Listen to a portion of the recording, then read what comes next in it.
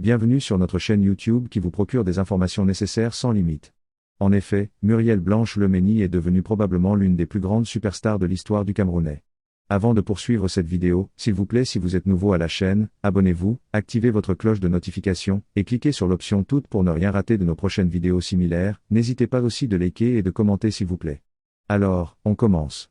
Muriel Blanche Lemeni dans le contexte du cinéma camerounais a identifié plusieurs éléments qui, selon lui, pourraient améliorer sa performance en tant qu'actrice. Ces points portent sur des aspects tels que l'incarnation des personnages, l'expression émotionnelle, l'identification du public au personnage et la justesse du jeu.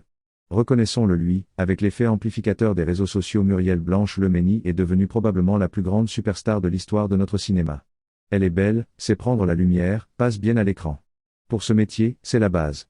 Mais il y a quelque chose dans son jeu, n'en déplaise aux fans, qui en fait une actrice moyenne, même parmi ceux de sa génération.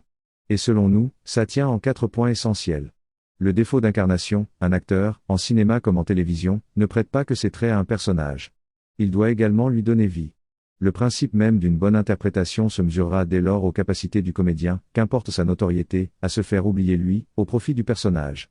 À chaque personnage qui change, la façon de jouer le devrait aussi.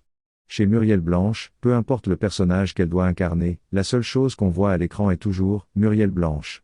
Ces personnages sont écrasés à son détriment, à tel point que 2 mois après avoir vu un rôle, c'est à peine si on s'en rappelle le nom. On sait juste que c'était le film de Muriel Blanche. La Fatima avocate de 40 ans et la Passy jeune femme d'affaires de 30 ans dans Madame Monsieur, quelqu'un a-t-il vraiment vu la différence ?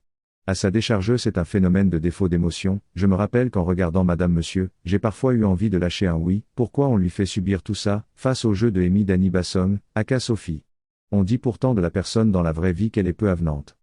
Merci à vous chers abonnés d'avoir regardé cette vidéo jusqu'à la fin, laissez votre avis en commentaire, et surtout, n'oubliez pas de vous abonner et d'activer votre cloche de notification. À très bientôt pour une prochaine vidéo.